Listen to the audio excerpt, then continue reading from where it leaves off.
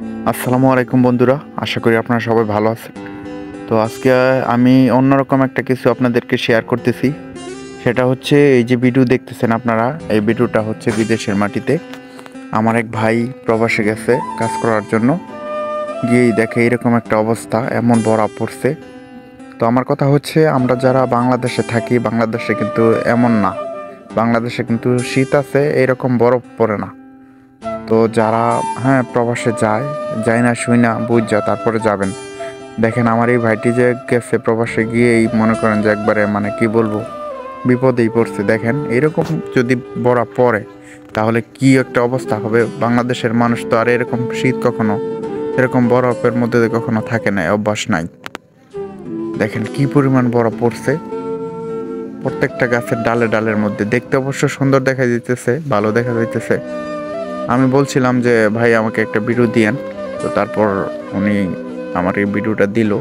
তো আমি ভাবলাম যে এই বিষয়টা আপনাদেরকেও শেয়ার করি, হয়তো কারো না কারো কোনো উপকারে আসবে কোনো একদিন।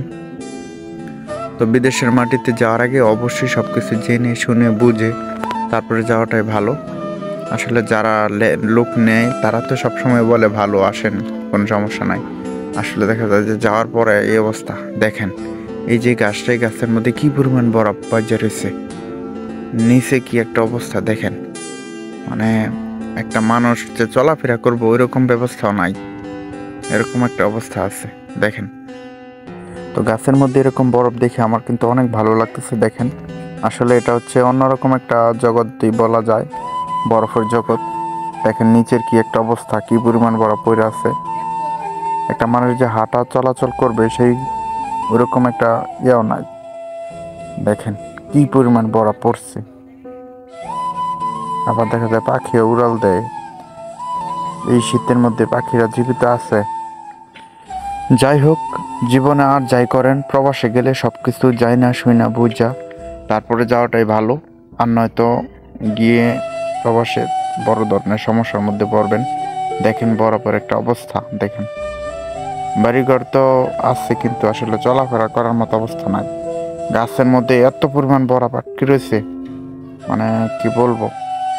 দেখতে অবশ্য সুন্দর দেখা যাইতেছে, ভালো দেখা যাইতেছে, কিন্তু মানে চলাফেরার রাস্তায় যে দেখেন এটা একটা রাস্তা, এই রাস্তার মধ্যে কি পরিমাণ বরফ পড়ে রয়েছে। গাছ গাছালি যা আছে সব সাদা হয়ে গেছে বরফ পড়া। দেখেন যে গাড়িগুড়ির অবস্থা দেখেন। এটা একটা শহর, আসলে শহর এখন মানে বরফের শহর হয়ে গেছে। যাই হোক, প্রবাসে গেলে জেনে শুনে বুঝে তারপরে যাবেন। এতক্ষণ যারা আমার ভিডিওটি দেখতেছিলেন সবাইকে অসংখ্য ধন্যবাদ, ভালো থাকবেন।